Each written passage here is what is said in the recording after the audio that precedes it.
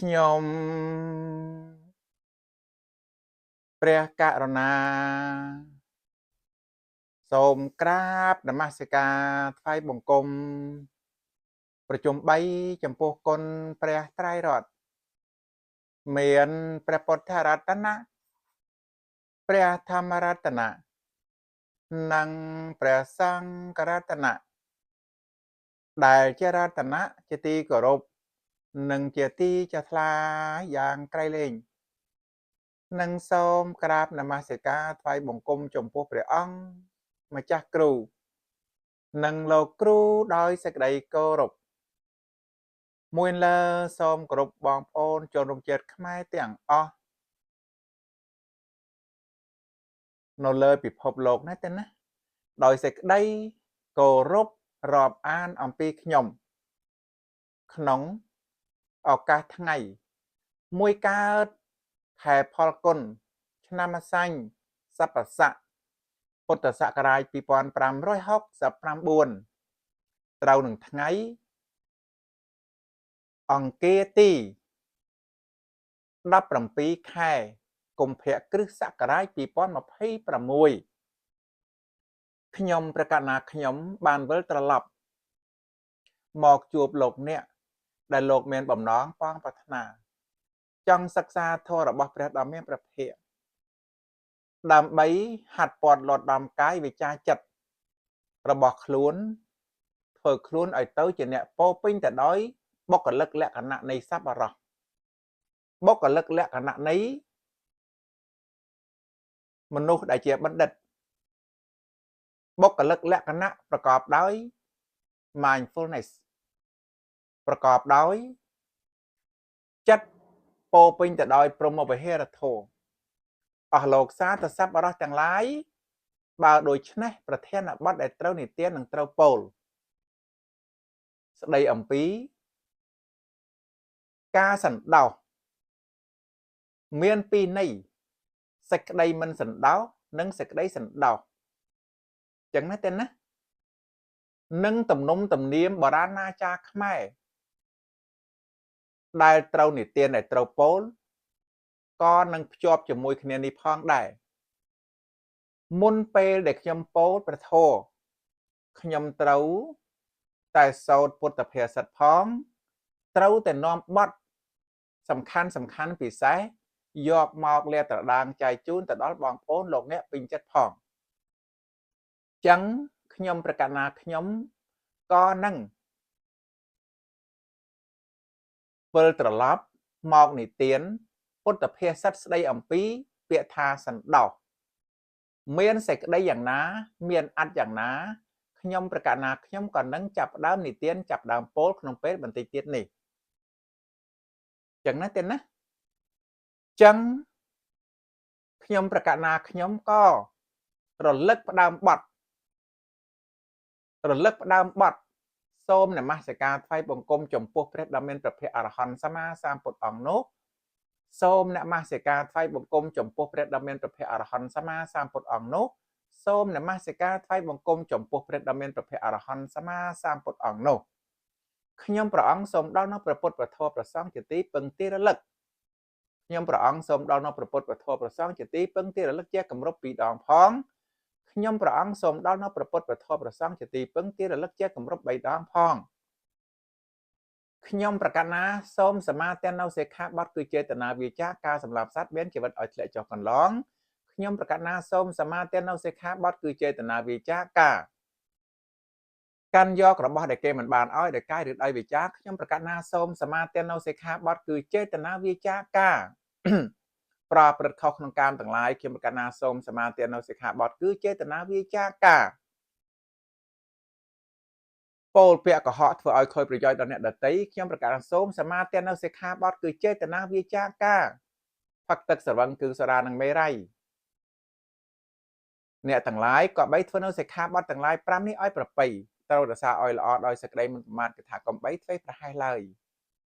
សត្វទាំងឡាយបានកាន់ឋានសួគ៌ក៏ព្រោះសិលសត្វទាំងឡាយបានបរិបូរដោយភោគៈក៏ព្រោះសិលសត្វទាំងឡាយបានទៅកាន់ទីរំលត់ទុពលគឺព្រះនិព្វានក៏ព្រោះសិល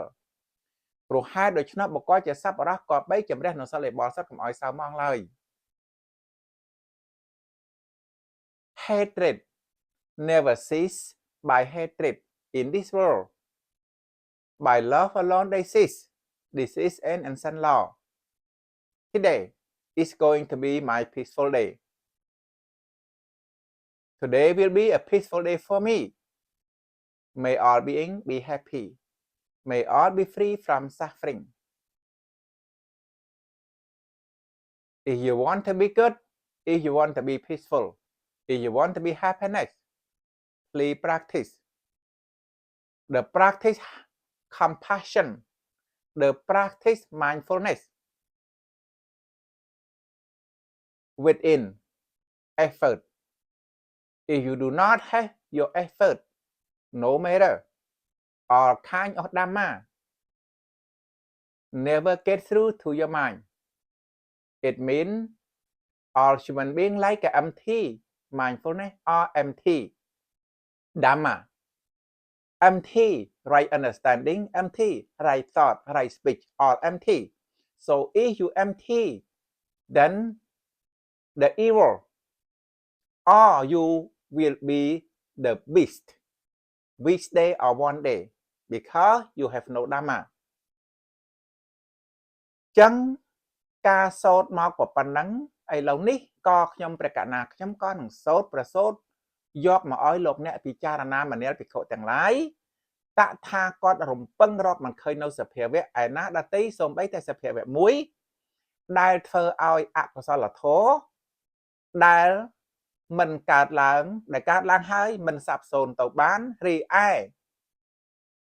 កុសលធម៌ដែលកើតឡើងហើយក៏តែងតែសាបសូន្យទៅដូចសេចក្តីប្រមាទនេះសោះឡើយមនាលភិក្ខុទាំងឡាយបុគ្គលមានសេចក្តីប្រមាទណាមួយហើយ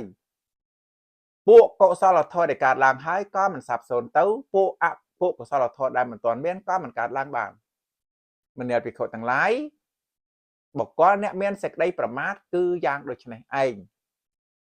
មួយទៀតណាទេណាមនាលភិក្ខុទាំងឡាយ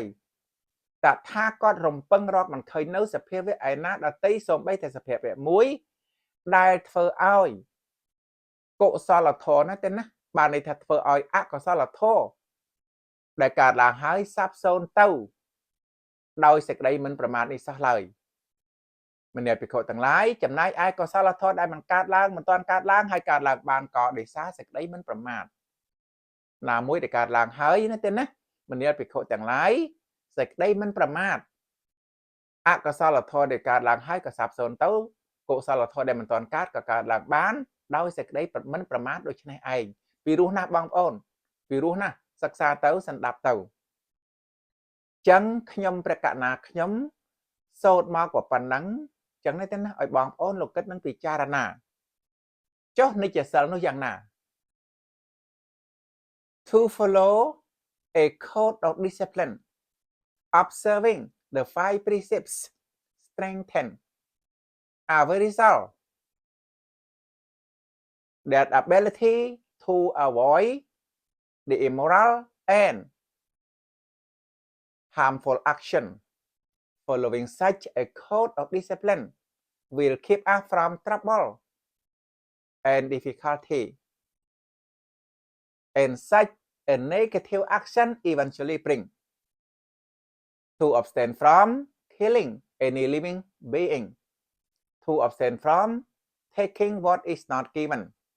to abstain from sexual misconduct, to abstain from lying and false speech, to abstain from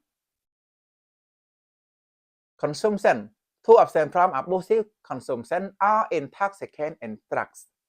And another, the 5 positive precepts,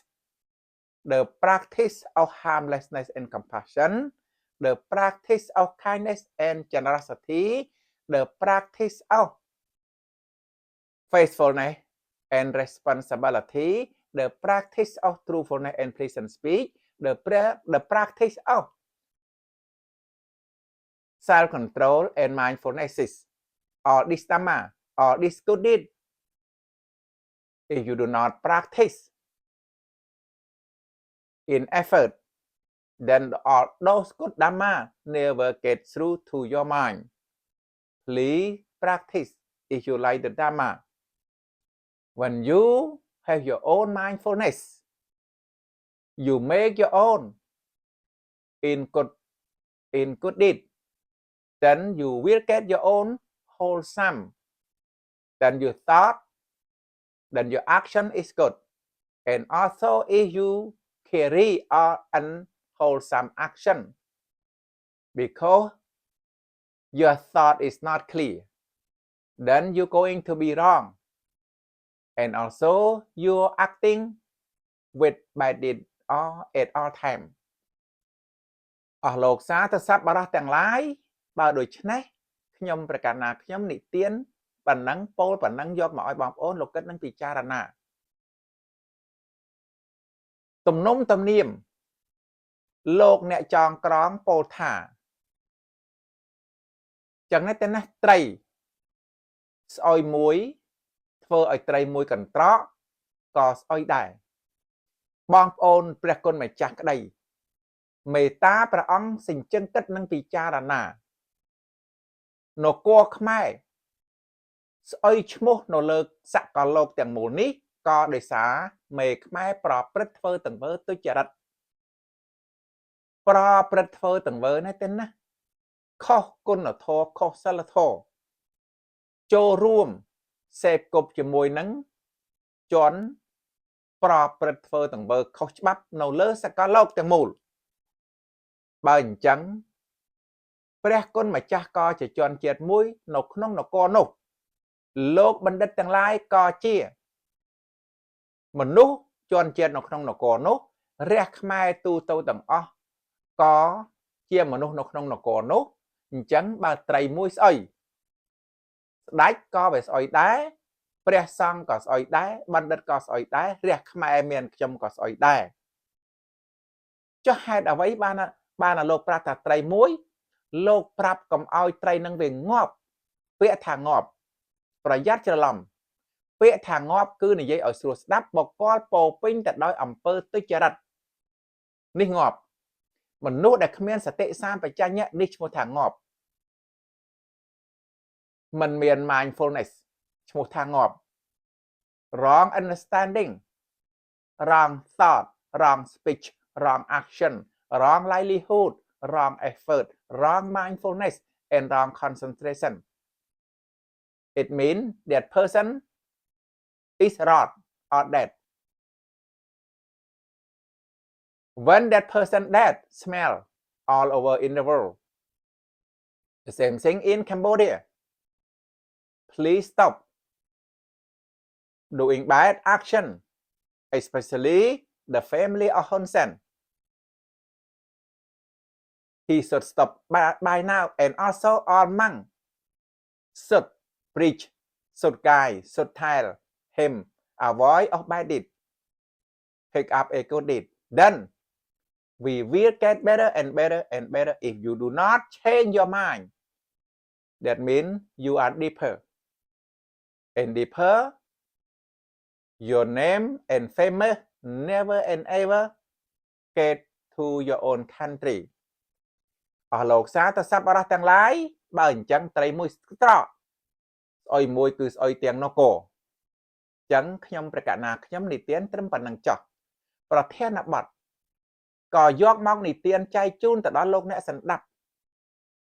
អង្គព្រះចិនស្រីជាម្ចាស់លោកតាថាមនាលភិក្ខុទាំងឡាយតថាគាត់រំពឹងរកមិនឃើញសភាវៈដល់ទីសូម្បីតែសភាវៈមួយដែលញ៉ាំងពួកអកុសលធម៌ណាទេណាដែលមិនទាន់កាត់ឡើងឲ្យកាត់ឡើងបានក្តីពួកអកុសលធម៌ណាទេណាដែលកើតឡើងហើយរមែងមិនសាបសូន្យទៅក្តីដោយសេចក្តីមិនសន្តោសនេះសោះឡើយលោកអ្នកសន្តាប់ពាក្យថាសន្តោសប្រយ័ត្នយកសេចក្តីចាប់នៃមិនបានពាក្យថាសន្តោសយ៉ាងដោយព្រះធម៌ព្រះគម្ពីរវិន័យបៃដកមាន 21000 ប្រធមខណ្ឌព្រះសតនបៃដកមាន 21000 ប្រធមខណ្ឌព្រះអភិធម្មបៃដកមាន 42000 ប្រធមខណ្ឌសរុបទាំងអស់មាន 84000 ប្រធមខណ្ឌប្រសិនបើពាក្យថាមិនសន្តោសអញ្ចឹងអកុសលធម៌ដែលមិនទាន់កើតឡើងក៏កើតឡើងបានពីព្រោះយើងអត់សន្តោសយើងអត់យឹតយកអត់តោងយកធម៌នឹងមកដាក់ក្នុងសន្តានរបស់យើង ក្រឡេកមើលស្ដេចខ្មែរទៅក្រឡេកមើលមេខ្មែរទៅក្រឡេកមើលនគរខ្មែរទៅកន្លែងនេះបងប្អូនខ្ញុំចេញបន្តិចណាទេណាខ្ញុំចេញបន្តិចខ្មែរមានចរិតមួយពេលរបស់ដែលយើងមានហើយមិនព្រមការពារទេបណ្ដោយឲ្យបាបប្រមិតនឹងទុរជនឆក់ប្លន់យកទៅបានមកចងរឿងចងខ្សែភាពយន្តថាអូយ៉ាងនេះយ៉ាងនោះបងប្អូនគិតណាពេលធ្វើខ្សែភាពយន្តយើងបាត់ភាគរយរហូតដល់ 98% យើងធ្វើខ្សែភាពយន្ត 2% នេះយ៉ាងច្រើនហើយប្រវត្តិរឿងរបស់ខ្មែរនៅតែដដែលបានខ្ញុំប្រាប់ថាបដូរឈាមនឹងចេញចាក់ឈាមនឹងចេញរៀនសូត្រធម៌របស់ព្រះដ៏មានព្រះភ័ក្ត្របើនៅតែត្រឹមធ្វើរឿងប៉ុណ្ណឹងនគររបស់អ្នកក៏នឹងคล้ายទៅជានគរអន្តរធានបដូរឡើងទៀនប្រោសចាក់ឈាមចេញសង្ឃ 70000 អង្គចាក់ឈាមចេញបញ្ចូលឈាមថ្មីលោកបណ្ឌិតទាំងឡាយចាក់ឈាមចេញបញ្ចូលឈាមថ្មីស្ដេចខ្មែរក៏ដោយចោះរះខ្មែរមានខ្ញុំក៏នៅក្នុងហ្នឹងនាំគ្នាចាក់ឈាមនឹងចេញបញ្ចូលឈាមថ្មីចុះឈាមចាស់គឺឈាមខ្ជិលឈាមថ្មីគឺឈាមសិក្សារៀនសូត្រនេះន័យបើអញ្ចឹងបានន័យថាពួកអកុសលធម៌ដែលមិនទាន់កើតឡើងក៏រមែងកើតឡើងបានផងពួកកុសលធម៌ដែលកើតឡើងហើយក៏រមែងសាបសូន្យទៅដោយសេចក្តីមិនសន្តោសនេះសោះឡើយលោកអ្នកសន្តាប់លោកដើរទៅរកធម៌ឯណាដែលវាឧត្តមឧត្តមយ៉ាងហ្នឹងប្រាប់នេះហាក់ដូចជាហែកភ្នែកហែកត្រចៀកហែកច្រមុះហែកអណ្ដាតហែកចិត្តចោះបើកាលណាយើងបិទទាំងអស់យ៉ាងហ្នឹងគ្មានសតិសម្បជញ្ញៈយ៉ាងហ្នឹងស្មើនឹងមនុស្សស្លាប់បាត់ទៅហើយវគ្គទី1វគ្គទី2អង្គប្រជាម្ចាស់លោកតាធម្មនេភិក្ខុទាំងឡាយតថាគតរំពឹងរកមិនឃើញសភាវៈដតីសំបីតែសភាវៈមួយដែលញ៉ាំងពួកកុសលធម៌ដែលមិនទាន់កើតឡើងឲ្យកើតឡើងបានក្តីពួកអកុសលធម៌ដែលកើតឡើងហើយចឹងនេះតែណាឲ្យសាបសូន្យទៅក្តីដោយសេចក្តីសន្តោសនេះសោះឡើយពីរោះណាស់បងប្អូនសន្តោសទៅទៀនម្ចាស់ពាក្យថាសន្តោសមានច្រើនអត្តនឹងច្រើនសេចក្តីណាស់សន្តោសទៅដល់បុគ្គលអ្នកមិនដឹងធម៌ធ្វើឲ្យអ្នកដឹងធម៌ក៏ថាបានក្រឡេកមើលអង្គព្រះសម្មាសម្ពុទ្ធក្រឡេកមើលសូត្រព្រះសូត្រដែលព្រះអង្គទ្រង់សម្ដែងព្រាហ្មណ៍ដែលមិនច្បាស់ក្នុងធម៌ព្រះអង្គបញ្យល់ធ្វើឲ្យព្រាហ្មណ៍ទាំងឡាយក្នុងព្រះគម្ពីរសឹងតែគ្រប់សូត្រឲ្យយល់ធម៌ឲ្យដឹងធម៌បងប្អូនពីរោះណាស់ពីរោះក្រៃណាស់រកអ្វីព្រាបឲ្យស្មើមិនបានទេរីឯខ្មែរគ្មានសង្ឃណាមួយអង្គដែលធ្វើឲ្យស្ដេចយល់ធម៌បានគ្មានសង្ឃណាមួយអង្គដែលធ្វើឲ្យមេដែលដឹកនាំប្រព្រឹត្តធ្វើទៅមើលទុច្ចរិតយល់ទៅបានព្រោះអីពីព្រោះយើងអត់យកព្រះគម្ពីរមកធ្វើជាគ្រូអញ្ចឹងព្រះអង្គសម្ដែងហើយថាពួកអកុសលធម៌ដែលកើតឡើងហើយក្តីក៏នឹងសាបសូន្យទៅពួកកុសលធម៌ដែលមិនទាន់កើតឡើងក៏កើតឡើងបានផងព្រោះតែមានសេចក្តីសន្តោសនេះហើយខ្មែរមានសេចក្តីសន្តោសទេមានមេត្តាចំពោះធម៌ឬទេមានមេត្តាចំពោះមនុស្សទូទៅនៅក្នុងនគររបស់ខ្លួនដែរឬយ៉ាងណាសូមលោកអ្នកសន្តាប់លោកពិចារណាណាទេណាឲ្យដល់ថ្នាក់ឲ្យដល់កម្រិតរបស់អ្នកទៅចោះនៅកែបានបើអ្នកមិនព្រមបដូរទេអ្នកនឹងជួបគ្រោះកាចទឹកភ្នែករបស់អ្នកក៏នឹងមិនមានទីបញ្ចប់ឡើយលោកអ្នកសន្តាប់បើលោកស្ដាប់ហើយថាពីរោះលោកសរសេរប្រាប់ផងបើមិនពីរោះខ្វះខាតត្រង់ចំណុចណាមេត្តាលោកទាំងឡាយប្រាប់ឲ្យខ្ញុំបានដឹងផងមួយទៀតទៅចោះបងប្អូនមនាភិក្ខុទាំងឡាយតថាគតរំពឹងរកឃើញសភាវៈដល់ទីសំបីតែសភាវៈមួយដែលញ៉ាំងពួកអកុសលធម៌ដែលមិនទាន់កើតឡើងឲ្យកើតឡើងបានក្តីពួកកុសលធម៌ដែលកើតឡើងហើយឲ្យសាបសូន្យទៅក្តីដោយសេចក្តីធ្វើទុកក្នុងចិត្តនេះទេណាពោលគឺខុសទំនងនោះសោះឡើយមនាភិក្ខុទាំងឡាយកាលបើបុគ្គលធ្វើទុកក្នុងចិត្តខុសទំនងហើយ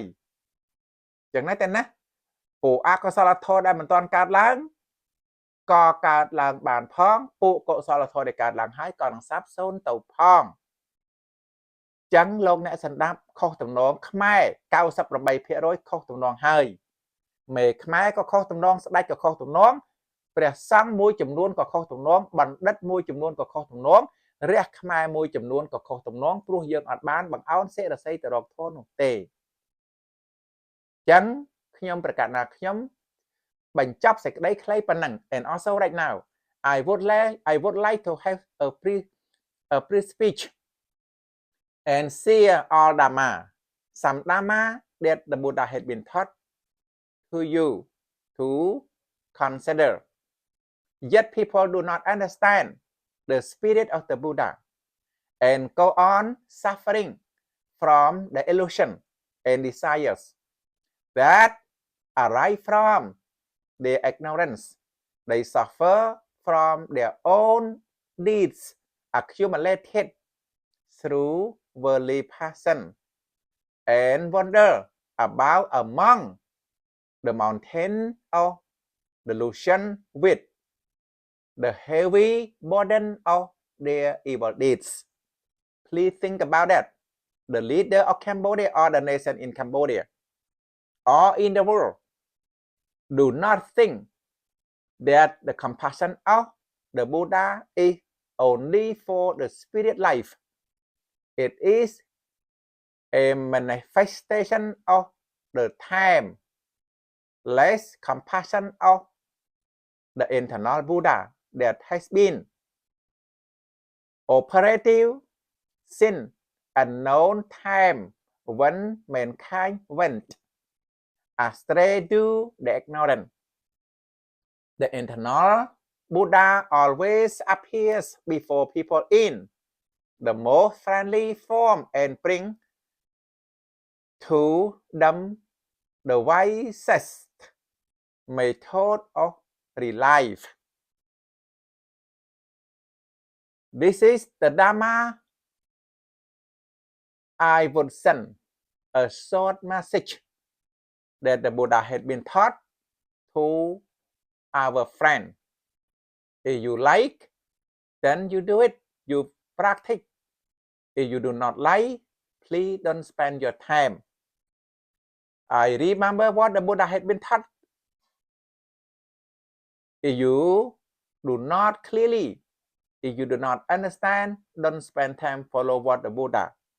And if you like it, please start to practice right now. ការអត្ថាធិប្បាយស្រ័យបំភ្លឺព្រះសទ្ធំស្ដីអំពីនេះទេណាការសន្តោសដោយយល់ទៅតាមការពេលវេលាមានកំណត់អ៊ីទាំងវោញាតិណាំងហោតោសុខិតាហោនទៅញាតិយោទាននេះចូលរមានដល់ញាតិទាំងឡាយចូលញាតិទាំងឡាយបាននៅសេចក្តីសុខចុះកាយវន្តៈនេះពុទ្ធាំងវន្តៈមិធម្មំវន្តៈមិសង្ឃំវន្តៈមិខ្ញុំឧបាសកនឹងវិលត្រឡប់មកជួបលោកអ្នកដែលមានបំណងប៉ងប្រាថ្នាចង់សិក្សាធម៌របស់ព្រះដ៏មានព្រះភ័ក្ត្រនៅពេលក្រោយៗទៀតបាទសូមអរគុណសូមជម្រាបលាទៀត